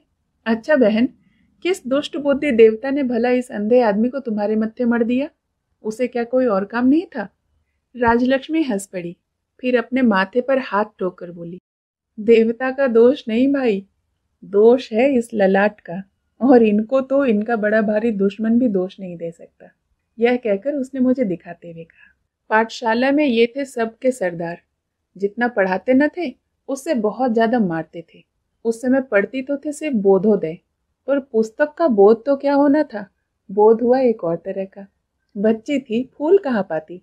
जंगली करौंदों की माला गूंद कर एक दिन इन्हें वरमाला पहना दी। सोचती हूँ उस समय अगर उन फूलों के साथ कांटे भी गूंद देती। बोलते बोलते उसका कुपित कंठ स्वर दबी हंसी की आभा से सुंदर हो उठा। आनंद बोला, ओह कैसा भयानक गुस्सा है। राजलक्ष्मी बोली, गुस्सा नहीं तो और क्या है। कांटे लाकर देने वाला कोई होता तो जरूर गूंद देती। अब भी पाऊं तो गूंद दूं। यह कहकर वह तेजी से बाहर जा रही थी कि आनंद ने पुकारा, भागती हो? क्यों, क्या कोई और काम नहीं? चाय की प्याली हाथ में लिए उन्हें कलह करने का समय है, मुझे नहीं। आनंद ने कहा, बहन मैं तुम्हारा अनुगत हूँ, पर इस अभियोग में शह देने में तो मुझे भी लज्जा का अनुभव होता है। ये मुंह से एक बात भी नहीं निकालते, नहीं तो इन्हें घसीटने की चेष्टा भी की जाती, पर एकदम गूंगे आदमी को किस तरह फंदे में डाला जाए, और डाला भी जाए तो क्या धर्म इसे सहन करेगा। राजलक्ष्मी बोली, इसी की तो मुझे सबसे बड़ी जलन है। अच्छा, अब जो धर्म सहन करे वही करो। चाय बिल्कुल ठंडी हो गई है, मैं तब तक एक बार रसोई घर का चक्कर लगाऊं। यह कहकर राजलक्ष्मी कमरे के बाहर हो गई। वज्रानंद ने पूछा, वर्मा जाने का विचार क्या अभी भी है भाई साहब? लेकिन बहन साथ हरगिज न जाएंगी, यह मुझसे कह चुकी हैं। यह मैं जानता हूँ।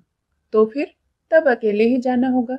वज्रानंद ने कहा, देखिए यह आपका अन्याय है। आप लोगों को पैसा कमाने की जरूरत तो है नहीं, फिर क्यों जाएंगे दूसरों की गुलामी करने, कम से कम उसका अभ्यास बनाए रखने के लिए। यह तो गुस्से की बात हुई भाई, पर गुस्से के सिवाय क्या मनुष्य के लिए और कोई कारण नहीं होता आनंद? आनंद बोला, हो भी तो भी वह दूसरों के लिए समझना कठिन है। इच्छा तो हुई कि कह दूं कि यह काम दूसरे करे ही क्यों, पर वाद विवाद से चीजें पीछे कड़वी हो जाती है। इस आशंका से चुप हो गया। इसी समय बाहर का काम निपटाकर राजलक्ष्मी ने कमरे में प्रवेश किया। इस बार वह बाहर खड़ी न रहकर भलमानसी के साथ आनंद के पास आकर स्थिरता पूर्वक बैठ गई। आनंद ने मुझे लक्ष्य करके कहा, बहन इन्होंने कहा है कि कम से कम गुलामी के अभ्यास रखने के लिए इन्हें विदेश जाना चाहिए। मैंने कहा कि यदि यही चाहिए तो आइए मेरे काम में योग दीजिए, विदेश न जाकर देश की गुलामी में ही दोनों भाई जिंदगी बिता दें। राजलक्ष्मी बोली, लेकिन यह डॉक्टरी नहीं जानते आनंद। आनंद बोला, क्या मैं सिर्फ डॉक्टरी ही करता हूँ, स्कूल पाठशालाएं भी तो चलाता हूँ, और उन लोगों की दुर्दशा आज कितनी ओर से कितनी अधिक हो रही है इसे बार बार समझाने की चेष्टा करता रहता हूँ, पर वे समझते हैं क्या? आनंद ने कहा, आसानी से नहीं समझते, किंतु मनुष्य की शुभ इच्छा यदि हृदय से सत्य होकर बाहर निकलती है तो चेष्टा व्यर्थ नहीं जाती बहन। राजलक्ष्मी ने मेरी ओर तिरछी नजर से देखकर धीरे से सिर हिला दिया। मालूम होता था कि उसने विश्वास नहीं किया और वह मेरे लिए मन ही मन सशंक हो उठी। पीछे कहीं मैं भी सम्मति न दे बैठूं, कहीं मैं भी। आनंद ने पूछ लिया, सर क्यों हिला दिया? राजलक्ष्मी ने पहले कुछ हंसने की चेष्टा की, फिर स्निग्ध मधुर कंठ से कहा, देश की दुर्दशा कितनी बड़ी है यह मैं जानती हूँ आनंद, पर तुम्हारे अकेले की चेष्टा करने से क्या होगा भाई? फिर मेरी ओर इशारा करके कहा, और ये सहायता करने जाएंगे तब तो हो गया, फिर तो मेरी तरह तुम्हारे भी दिन इन्हीं की सेवा में कटेंगे और कोई काम न करना होगा। यह कहकर वह हंस पड़ी। उसको हंसते देखकर आनंद भी हंसकर बोला, तो इनको ले जाने की जरूरत ही नहीं बहन, ये चिरकाल तक तुम्हारी आंखों के मणि होकर बने रहें। पर यह अकेले दुकेले की बात नहीं, अकेले मनुष्य की भी आंतरिक इच्छा शक्ति इतनी बड़ी होती है कि उसका परिणाम नहीं होता। बिल्कुल वामनावतार के पांव की तरह, बाहर से देखने पर छोटा, पर वही पांव जब फैलता है तब सारे संसार को ढक देता है। बिल्कुल वामनावतार के पांव की तरह, बाहर से देखने पर छोटा, पर वही छोटा सा पांव जब फैलता है तब सारे संसार को ढक देता है। मैंने देखा कि वामनावतार की उपमा से राजलक्ष्मी का चित्त कोमल हो गया है, किंतु जवाब में उसने कुछ कहा नहीं। आनंद कहने लगा, शायद आपकी ही बात ठीक है, मैं विशेष कुछ नहीं कहता, लेकिन एक काम करता हूँ, जहाँ तक हो सकता है दुखियों के दुखों का अंश मैं बांटता हूँ बहन। राजलक्ष्मी और भी आर्द्र होकर बोली, यह मैं जानती हूँ आनंद, यह तो मैंने उसी दिन समझ लिया था जिस दिन तुम्हें पहले पहल देखा था। मालूम होता कि आनंद ने इस बात पर ध्यान ही नहीं दिया और वह अपनी ही बात के सिलसिले में कहने लगा, आप लोगों की तरह मुझे भी किसी चीज का अभाव नहीं। बाप का जो कुछ है वह आनंद से जीवन बिताने के लिए जरूरत से ज्यादा है, पर मेरा उससे कोई सरोकार नहीं। इस दुखी देश में सुख भोग की लालसा भी यदि इस जीवन में रोक कर रखूं तो मेरे लिए यही बहुत है। रतन ने आकर बतलाया कि रसोइये ने भोजन तैयार कर लिया है। राजलक्ष्मी ने उसे आसन तैयार करने का आदेश देकर कहा, आज तुम लोग भोजन जल्दी से ही निपटा लो, आज मैं बहुत थक गई हूँ। वह थक गई थी इसमें संदेह नहीं, लेकिन थकने की दुहाई देते उसे कभी नहीं देखा था। हम दोनों चुपचाप उठकर बैठ गए। आज का प्रभात हम लोगों के लिए एक बड़ी भारी प्रसन्नता से होकर हंसी दिल्लगी के साथ आरंभ हुआ था और संध्या की मजलिस भी जमी थी, हास परिहास से उज्जवल होकर, किंतु समाप्त हुई मानो निरानंद के मलिन अवसाद के साथ। जिस समय हम लोग भोजन करने के लिए रसोई घर की ओर चले, उस समय किसी के मुंह से कोई बात न निकली। दूसरे दिन सवेरे वज्रानंद ने प्रस्थान की तैयारी कर दी, और कभी यदि किसी के कहीं भी जाने की चर्चा उठती तो राजलक्ष्मी हमेशा आपत्ति किया करती थी। अच्छा दिन नहीं है, अच्छी घड़ी नहीं है आदि कारण बतलाकर आज नहीं कल, कल नहीं परसों करके बहुत बाधा डालती थी, लेकिन आज उसने मुंह से एक बात भी न निकाली। विदा लेकर आनंद जिस समय तैयार हुआ, उस समय पास जाकर उससे मीठे स्वर में पूछा, आनंद, अब क्या ना आओगे भाई? मैं पास ही था, इसीलिए स्पष्ट देख सका कि सन्यासी की आंखों की दीप्ति अस्पष्ट सी हो गई है, किंतु तत्काल ही आत्मसंवरण करके वह मुंह पर हंसी लाते हुए बोला, आऊंगा क्यों नहीं बहन, अगर जीवित रहा तो बीच बीच में उत्पात करने के लिए हाजिर होता रहूंगा। सचमुच? जरूर, लेकिन हम लोग तो जल्दी ही चले जाएंगे, जहां हम रहेंगे वहां आओगे क्या? हुक्म देने पर क्यों नहीं आऊंगा? राजलक्ष्मी ने कहा, आना, अपना पता मुझे लिख दो, मैं तुम्हें चिट्ठी लिखूंगी। आनंद ने जेब से कागज पेंसिल निकालकर पता लिखा और उसके हाथों में दे दिया। सन्यासी होकर भी दोनों हाथ जोड़कर मस्तक से लगाते हुए उसने हम दोनों को प्रणाम किया और रतन ने आकर उसकी पदधूलि ग्रहण की। उसे आशीर्वाद देकर वह धीरे धीरे मकान के बाहर हो गया। सन्यासी वज्रानंद अपना औषधियों का बॉक्स और कैनवास का बैग लेकर जिस दिन बाहर गया, उस दिन से जैसे वह इस घर का आनंद ही छीन छान कर ले गया। यही नहीं, मुझे ऐसा लगा मानो वह उस शून्य स्थान को छिद्रहीन निरानंद से भर गया। घने सिवार से भरे हुए जलाशय का जल, जो अपने अविश्रांत चांचल्य के अभिघातों से निर्मल हो रहा था, मानो उसके अंतर्ध्यान होने के साथ ही साथ लिपटकर एकाकार होने लगा। तो भी 6-7 दिन कट गए। राजलक्ष्मी प्रायः सारे दिन घर से बाहर रहती, कहाँ जाती क्या करती नहीं जानता, उससे पूछता भी नहीं। शाम को जब एक बार उससे भेंट होती तो उस वक्त वह या तो अन्यमनस्क सा दिखाई देती या गुमाश्ता जी साथ होते और कामकाज की बातें होती रहती। अकेले घर में उस आनंद की बार बार याद आती, जो मेरा कोई नहीं।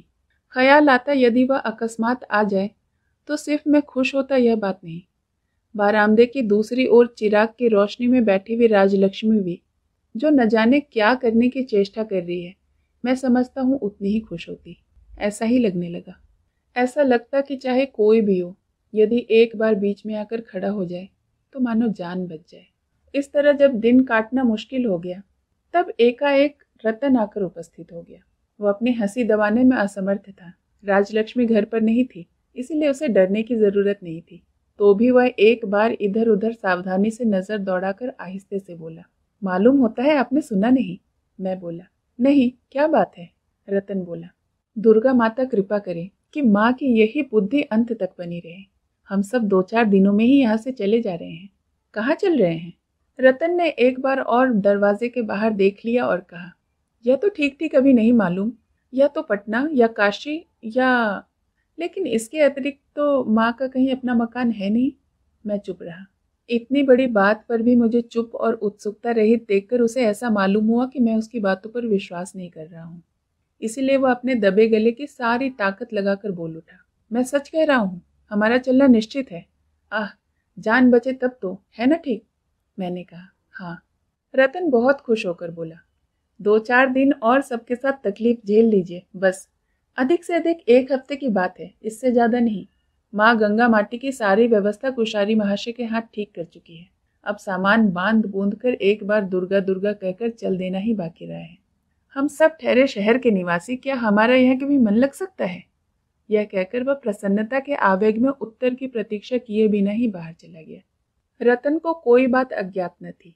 उसकी समझ में मैं भी राजलक्ष्मी के अनुचरों में से एक था, इससे अधिक कुछ भी नहीं। वह जानता था कि किसी के भी मत अमत का कोई मूल्य नहीं। सबकी पसंद नापसंद मालकिन की इच्छा और अभिरुचि पर ही निर्भर है। जो आभास रतन दे गया उसका मर्म वह खुद नहीं समझता था, लेकिन उसके वाक्य का वह गूढ़ अर्थ देखते ही देखते मेरे चित्तपट में चारों ओर से परिस्फुट हो उठा। राजलक्ष्मी की शक्ति की सीमा नहीं है। उस विपुल शक्ति को लगाकर वह संसार में जैसे अपने आप को लेकर ही खेल खेल रही है। एक दिन इस खेल में मेरी जरूरत हुई थी। उसकी उस एकाग्र वासना के प्रचंड आकर्षण को रोकने की क्षमता मुझ में नहीं थी। मैं झुककर आया था, मुझे वह बड़ा बनाकर नहीं लाई थी। सोचता था मेरे लिए उसने अनेक स्वार्थ त्याग किए हैं, पर आज दिखाई पड़ा कि ठीक यही बात नहीं है। राजलक्ष्मी के स्वार्थ का केंद्र इतने समय तक देखा नहीं था, इसीलिए ऐसा सोचता आया हूँ। धन, अर्थ, ऐश्वर्य, बहुत कुछ उसने छोड़ा है, लेकिन क्या मेरे लिए? इन सब ने कूड़े के ढेर की तरह क्या उसका निजी प्रयोजन का रास्ता नहीं रोक रखा है? राजलक्ष्मी के निकट मेरे और मुझे प्राप्त करने के बीच कितना बड़ा प्रभेद है, यह सत्य मुझ पर आज प्रकट हुआ। आज उसका चित्त इस लोक के सब कुछ पाए हुए को तुच्छ करके अग्रसर होने को तैयार हुआ है। उसके उस पथ के बीच खड़े होने के लिए मुझे स्थान नहीं, इसलिए अन्यान्य कूड़े कचड़े की तरह अब मुझे भी रास्ते के एक तरफ अनादर से पड़ा रहना पड़ेगा, चाहे वह कितना ही दुख दे। पर अस्वीकार करने के लिए मार्ग नहीं है, अस्वीकार किया भी नहीं कभी। दूसरे दिन सवेरे ही जान पाया कि चालाक रतन ने जो तथ्य संग्रह किया था वह गलत नहीं है। गंगा माटी संबंधी सारी व्यवस्था स्थिर हो गई है। राजलक्ष्मी के ही मुंह से मुझे इस बात का पता लगा। प्रातःकाल नियमित पूजा पाठ करके वह और दिनों की तरह बाहर नहीं गई। धीरे धीरे आकर मेरे पास बैठ गई और बोली, परसों इसी वक्त अगर खा पी कर हम सब यहाँ से निकल सकें तो साइथिया में पश्चिम की गाड़ी आसानी से मिल सकती है ना? मैं बोला, मिल सकती है। राजलक्ष्मी ने कहा, यहाँ का सब बंदोबस्त मैं एक तरह से पूरा कर चुकी हूँ। कुशारी महाशय जिस तरह देखरेख करते थे उसी तरह करेंगे। मैंने कहा, अच्छा ही हुआ। राजलक्ष्मी कुछ देर चुप रही। मालूम होता था कि प्रश्न को ठीक तौर से आरंभ नहीं कर सकती थी, इसलिए अंत में बोली, बंकू को चिट्ठी लिख दी है, वह गाड़ी रिजर्व करके स्टेशन पर हाजिर रहेगा। लेकिन रहे तब तो? मैंने कहा, जरूर रहेगा, वह तुम्हारा हुक्म नहीं टालेगा। राजलक्ष्मी बोली, नहीं, जहां तक हो सकेगा टालेगा तो नहीं, तो भी। अच्छा, क्या तुम हमारे साथ नहीं चल सकोगे? कहाँ जाना होगा यह प्रश्न नहीं कर सका, सिर्फ इतना ही मुंह से निकला, अगर मेरे चलने की जरूरत समझो तो चल सकता हूँ। इसके प्रत्युत्तर में राजलक्ष्मी कुछ न बोल सकी। कुछ देर चुपचाप रहने के बाद सहसा घबरा कर बोल उठी, अरे, तुम्हारे लिए चाय तो अब तक लाया ही नहीं। मैं बोला, मालूम होता है वह काम में व्यस्त है। वास्तव में चाय लाने का समय काफी पहले गुजर चुका था। और दिन होता तो वह नौकरों का ऐसा अपराध कभी क्षमा न करती, बकझक कर कर तूफान वर्षा कर देती। लेकिन उस समय जैसे वह एक प्रकार की लज्जा से मर गई और एक भी बात न कहकर तेजी से कमरे के बाहर हो गई। निश्चित दिन को प्रस्थान करने के पहले समस्त प्रजानन आए और घेर कर खड़े हो गए। डोम की लड़की मालती को फिर एक बार देखने की इच्छा थी, लेकिन उसने इस गांव को छोड़कर किसी और ही गांव में अपनी गृहस्थी जमा ली, इसीलिए देख न सका। पता लगा कि उस जगह वह अपने पति के साथ सुखी है। दोनों कुशारी बंधु अपने परिवार सहित रात रहते ही आ गए थे। जुलाही की संपत्ति संबंधी झगड़ा का निपटारा हो जाने से वे फिर एक हो गए हैं। राजलक्ष्मी ने कैसे यह सब किया, इसे विस्तार पूर्वक जानने का कौतूहल मैंने नहीं किया और न ही जानना चाहा। उनके मुख की ओर देखकर केवल इतना ही जान सका कि झगड़े का अंत हो गया है और पूर्व संचित अनबन की ग्लानि अब किसी भी पक्ष के मन में मौजूद नहीं है। सुनंदा आई और उसने अपने बच्चे को लेकर मुझे प्रणाम किया और कहा, हम सबको आप जल्दी न भूल जाएंगे, यह मैं जानती हूँ। इसके लिए तो प्रार्थना करना ही व्यर्थ है। मैंने हंसकर कहा, तो मुझसे किस बात के लिए प्रार्थना करोगी बहन? मेरे बच्चे को आप आशीर्वाद दें। मैं बोला, यह तो व्यर्थ प्रार्थना है सुनंदा। तुम जैसे माँ के बच्चे को क्या आशीर्वाद दिया जाए, यह मैं नहीं जानता बहन। राजलक्ष्मी किसी काम से पास से ही जा रही थी। यह बात ज्यों ही उसके कानों में पड़ी, वह कमरे के अंदर आकर खड़ी हो गई और सुनंदा की ओर से बोली, इस बच्चे को यह आशीर्वाद दे चलो कि यह बड़ा होकर तुम्हारे जैसा ही मन पाए। मैंने हंसकर कहा, बड़ा अच्छा आशीर्वाद है, शायद तुम्हारे बच्चे से लक्ष्मी मजाक करना चाहती है सुनंदा। बात समाप्त होने के पहले ही राजलक्ष्मी बोल उठी, मजाक करना चाहूंगी अपने ही बच्चे के साथ, और वह भी चलने के समय? यह कहकर वह क्षण भर स्तब्ध रहकर बोली, मैं भी इसकी माँ के समान हूँ। मैं भी भगवान से प्रार्थना करती हूँ कि वे इसे यही दे, इससे बड़ा तो मैं और कुछ वर नहीं चाहती। सहसा मैंने देखा उसकी दोनों आंखों में आंसू भर आए हैं और कुछ भी न कहकर वह कमरे से बाहर चली गई। इसके बाद सबसे मिलकर आंखों में आंसू भरे हुए गंगा माटी से विदा ली। रतन भी फिर फिर कर आंखों से आंसू पोंछने लगा। जो यहाँ रहने वाले थे उन्होंने हम सब से फिर आने के लिए अत्यधिक अनुरोध किया और सबने उन्हें फिर आने का वचन भी दिया। केवल मैं ही न दे सका। मैंने ही निश्चित रूप से समझा था कि इस जीवन में अब मेरा यहाँ लौटना कभी संभव नहीं। इसीलिए जाते समय इस छोटे से गांव को बार बार फिर फिर कर देखते समय मन में केवल यही विचार उत्पन्न होने लगा कि अपरिमेय माधुर्य और वेदना से परिपूर्ण एक वियोगांतक नाटक की यवनिका अभी गिरी है। नाट्यशाला के दीप बुझ गए हैं और अब मनुष्यों से परिपूर्ण संसार की सहस्र विधा भीड़ से मुझे रास्ते पर निकलकर बाहर जाना पड़ेगा। किंतु जिस मन को जनता के बीच बड़ी होशियारी से कदम रखने की जरूरत है, मेरा वही मन जैसे नशे की खुमारी से एकदम आच्छन्न सा हो रहा। शाम के बाद हम साइथिया आ पहुंचे। शेष कहानी अगले भाग में। सुनने के लिए बहुत बहुत धन्यवाद।